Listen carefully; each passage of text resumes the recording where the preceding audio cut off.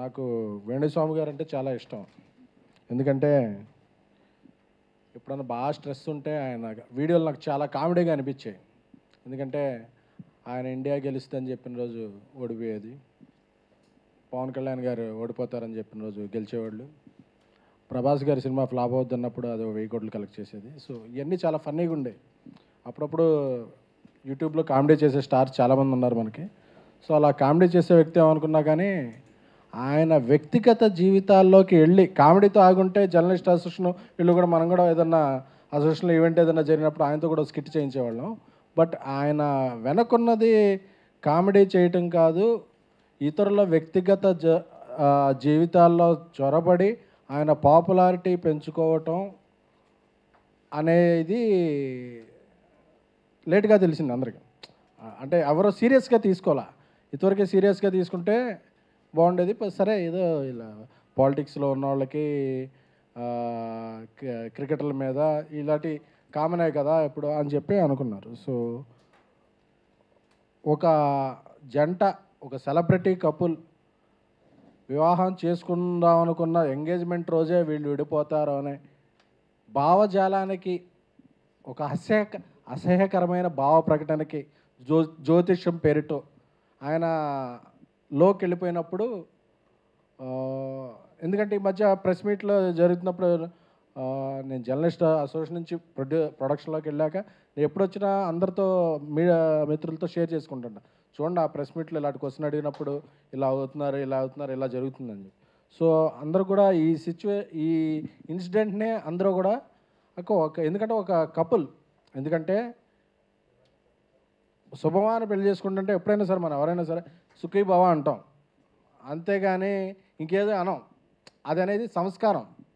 ఎందుకంటే జ్యోతిష్యం ఇలాంటివన్నీ శాస్త్రీయత ఉందా లేదా అన్న వాటిని మన పురాణాల్లో గొప్ప శాస్త్రాల కిందే చెప్పారు. సో వాటన్నిటికీ సంస్కారం ప్రధానం. కానీ సంస్కారం లేకుండా నిన్న ఆయన వీడియో ఏదో చూశాను, బ్రాహ్మణులందరూ సపోర్ట్ చేయాలి. వీటి కులాలు ఏంటండి? అలా అయితే ఇప్పుడు ఆ పెళ్లి చేసుకునేది ఒక బ్రాహ్మణ యువతే కదా, తప్పు కదా. అసలు కులాలేంటి, మతాలేంటి అంటే నేను చాలామంది సెలబ్రిటీలు చూశాను. లేదండి మాకు ఇలాగా ఈ పూజ చేయిస్తే ఇలా అన్నారండి, ఈ పూజ చేయిస్తే ఇలా అన్నారండి, ఈ పూజ ఇలా ఇస్తే అది ఎవరు వ్యక్తిగతం, వాళ్ళకి ఇష్టం ఉంటే పూజ చేయించుకుంటారు, లేకపోతే లేదు. బట్ చూసిన చాలా వీడియోల్లో చాలామంది మనోభావాలు దెబ్బతింటమే కాదు, ఒక వికృతమైన పోకడది. వీళ్ళు విడిపోతారు, ఒక 2 ఏళ్ళలో ఒక టాలీవుడ్ హీరోలో ఒక చచ్చిపోతాడు. ఏంటిది అంటే ఎంతోమంది భయభ్రాంతులు చేయన. ఇప్పుడు మనం చెప్తుంటారు, ఇప్పుడు ఎలాంటి అంటే మనకు అప్పుడప్పుడు ఫోన్ వస్తుంది, ఎయిర్పోర్ట్లో బాంబు పెట్టారంట అని చెప్పి.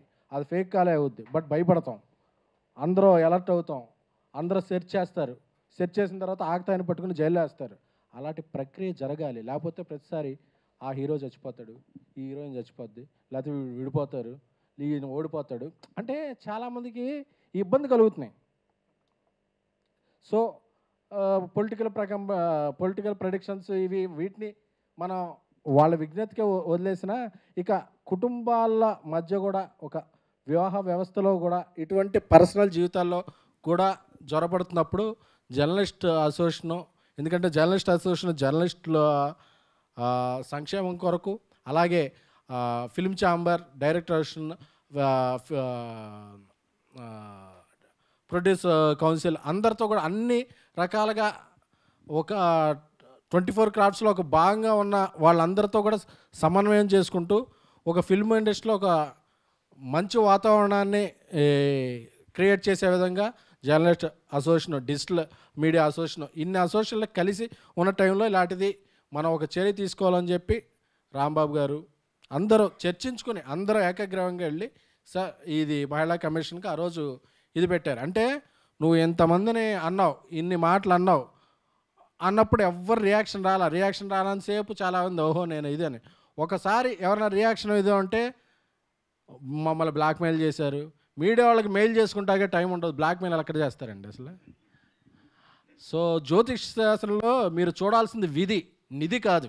అంటే మీరు ఆ ట్రెజర్కి అలవాటు పడిపోయారు. నాది 10,000 గంటకి 6 నెలలకి ఇది అంటే ఫోన్ కాల్స్ వస్తుంటే నేను కూడా చాలాసార్లు చూసా. ఆ బ్యాంక్ అకౌంట్ మార్చుకో, ఇవి మార్చుకోండి. మీరు ఏమైనా చేసుకోండి. నమ్మేవాళ్ళను, మోసపోయేవాళ్ళు అంతకాలం మోసం చేస్తూనే ఉంటారు. అది మనకు అనవసరం. మీరు చేసుకోండి. కాకపోతే దీన్ని సెలబ్రిటీలను అడ్డు పెట్టుకుని, వాళ్ళ జీవితాలను ఇది పెట్టుకుని, ఎందుకంటే నేను ఇంటర్వ్యూలు కూడా చూసా. ఒక ఇంటర్వ్యూలో పవన్ కళ్యాణ్ గారు ఓడిపోతారని చెప్తాడు, ఒక ఇంటర్వ్యూలో పవన్ కళ్యాణ్ గెలుస్తారని చెప్తారు. మన అన్ని ఇంటర్వ్యూలు ఫాలో అవ్వంగా ఆ రిజల్ట్ రాగానే చూసారా నేను చెప్పాను పవన్ కళ్యాణ్ గారు గెలిచారని చెప్తాను. ఆ ఇంటర్వ్యూలో కన్నా అంటే అదన్నా నా తర్వాత మారింది అంటే 2-3 చెప్తుంటే మనమే చెప్తాం. ఎందుకంటే ఎస్ ఆర్ నో ఉంటాయి. ఈయనకి ఎస్ అని చెప్పి ఆయన నో అని చెప్పి చూసారా చెప్పేది ఎస్ అయిందంటే ఆయన చెప్పాను చూసారా వీరశంకరెడ్డి అంటే ఈయన చెప్పింది కూడా ఉంటుంది. ఇవన్నీ ఆన్ రికార్డ్. ఇలాంటి ఇదిలో ఈయన చాలా కాలం నుంచి, ఎందుకంటే ఆ హీరోకి ఒంట్లో బాగోట్లేదంట. నువ్వన్నా డాక్టర్వా? నువ్వన్నా స్కానింగ్ సెంటర్ నడుపుతున్నావా? ఇప్పుడు ఒక డాక్టరే ఒక రోగికి ఏదన్నా ఉంటే, ఒకళ్ళకి ఎవరైనా ఉంటే దాన్ని బయటికి చెప్పరు. అదేంటంటే ఇది సంస్కారం. అలాగే విజ్ఞాన శాస్త్రం, అలాగే నువ్వు జ్యోతిష శాస్త్రాన్ని నిజంగా పాటించేవాడు అయితే ఒకళ్ళకో లోపల నిజంగా నీకు ఉందని తెలిసింది ఉంటే వాళ్ళకి ఎవరికైనా చెప్పు, లేకపోతే నీలో ఉంచుకో. అంతేకాని ఇలా జరుగుద్ది పోనీ నువ్వు చెప్పినవన్నీ జరిగినాయా? జరగలేదుగా. అలాగే ప్రతి వాళ్ళని పిలిచి మీడియా బయటలు ఇచ్చి అదే సంస్కారం లేకుండా ఇలా ప్రవర్తించి ఒకసారి మీడియా దీని గురించి కంప్లైంట్ చేస్తే మీడియానే తప్పని చెప్పేసి, ఐ వెల్కమ్ వేణుస్వామి గారు. మీడియాలో కానీ మీడియాలో వ్యక్తులు కానీ మీరు అలా ఎవరైనా బ్లాక్మెయిల్ చేస్తుంటే మీరు సాక్ష్యాలు, ఎందుకంటే మీరు గ్రహాల కదలికల్ని శాసిస్తారు, అదే తెలిసిపోతాయి మీకు. అంటే మిగతా వాళ్ళందరికీ టెలిస్కోప్ చూడాలి, ఈయన రేబాన్ పెట్టి చూస్తేనే తెలిసిపోద్ది ఆ గ్రహాల కదలికలు. సో అంతటి విజ్ఞానవంతులు కాబట్టి ఇప్పటికైనా మీరు తప్పులు అందరూ చేస్తారు. సో జరిగింది తప్పని ఒప్పుకొని ఇటువంటి విధానాలకి స్వస్తి పలకండి. అంతేగాని వ్యక్తిగత విధానాల్లోకి వెళ్ళిపోతాం, జీవితాల్లోకి వెళ్ళిపోతాం. జర్నలిస్ట్ సోషల్ మీద కంప్లైంట్ చేస్తాం, మీడియా మీద కంప్లైంట్ చేస్తాం, సెలబ్రిటీల చావు పుట్టుకలు నిర్ణయిస్తాం, వాళ్ళ వివాహ వేదికలు వివాహంలో బ్రేకప్లు అన్నీ నిర్ణయిస్తాం అనే మీరు వెళితే తప్పనిసరిగా ఈసారి అందరి నుంచి ప్రతిచర్య ఉంటుంది. ఎందుకంటే ఏదో ఒక చోట దీన్ని ఆపకపోతే వేణుస్వామిని రేపు ఒకసారి రామస్వామి రావచ్చు, గురుస్వామి రావచ్చు, ఇంకో స్వామి రావచ్చు, ఇంకో వెంకటప్ప రావచ్చు, ఎవరు రావచ్చు, అందరూ ఇదవుతాయి.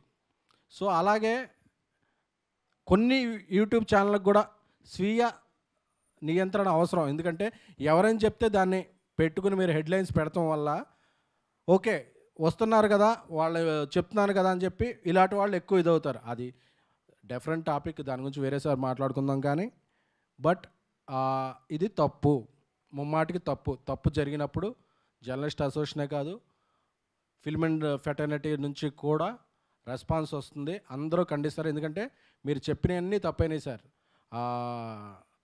పవన్ కళ్యాణ్ గారు అసలు గెలవరు అని చెప్పారు, అది ఎంత ఇదైందో ఆయన ఇప్పుడు ఎక్కడున్నారో తెలిసింది. ఇండియా ఆ రోజు మీరు చాలా వీడియోలు పెట్టారు అప్పుడు క్రికెట్ గురించి, అందుకే అందరూ హ్యాపీ కూర్చుంటే ఓడిపోయింది. అలాగే ప్రభాస్ గారి సినిమాలు అస్సలు ఆడవని చెప్పారు, చాలా అభిమానులు. అసలు ప్రభాస్ గారు ఎప్పుడో ప్రెస్ మీట్ రారు, సోషల్ మీడియాలో ఉండరు, ఆయన పెద్ద యాక్టివ్గా ఎవరితో ఇదవరు, ఆయన పని ఆయన చూసుకుంటారు. ఆయన అభిమానులు కూడా చాలా బాధ పెట్టారు. తీరా చూస్తే ఇండియాస్ బిగ్గెస్ట్ హిట్ అయింది ఈరోజు కల్కి. సో ఇవన్నీ కూడా మీరు ఎన్ని తప్పులని తెలిసినా ఇక పెళ్ళిళ్ళు వీటిలో కూడా అంటే ఏదో ఒకటి నిరూపించుకోవాలని చెప్పి ఒక 3 ఏళ్ళు టైం పెడితే 3 ఏళ్ళలోపు డిస్కషన్ పాయింట్ అవుద్ది. కానీ ఇలాంటివి చేయకండి సార్. ఎందుకంటే జ్యోతిష శాస్త్రమే కాదు, ఏ పురాణాలు, ఏ ఇతిహాసాలు, ఏ భారతం, ఏ రామాయణం, ఏ శాస్త్రం కూడా మనిషిని మనిషిగా గౌరవించు, వీలైతే మంచి చేయంటే తప్ప అతను చావు పుట్టుకలు నువ్వు చెప్పలేవు. అంత శాస్త్రం తెలుసుకున్న వాళ్ళైతే ఇప్పుడు వీటిలో మీరు జైలుకి వెళ్తారా వెళ్ళరా, మిమ్మల్ని ఎవరన్నా బయట ఎలాంటి చెప్పినా ఫ్యాన్స్ కొడతారా కొట్టరా, ఇలాంటి ఒక పోల్ నిర్వహించండి. దాంట్లో ఏం వస్తుందో చూసి అది రిజల్ట్కి ఏమవుద్దో అది చూడండి ఒకసారి. ఎందుకండి బాగుందాం, అందరం బాగుందాం. మీకు అలాంటివి నిజంగా విద్యలు తెలుసుంటే దాన్ని మంచికి ఉపయోగించండి. అంతేగాని మీ పాపులారిటీకో మీ బ్యాంక్ బ్యాలెన్స్ పెంచుకుంటాకో మీడియాలోని కొందరు వ్యక్తుల మీద చేస్తే మీడియా సంఘటితంగా ఉంటుంది, జర్నలిస్టులు సంఘటితంగా ఉంటారు, ఫిల్మ్ ఇండస్ట్రీ సంఘటితంగా ఉంటుంది, పరిణామాలు చాలా తీవ్ర స్థాయిలో ఉంటాయి. Thank you.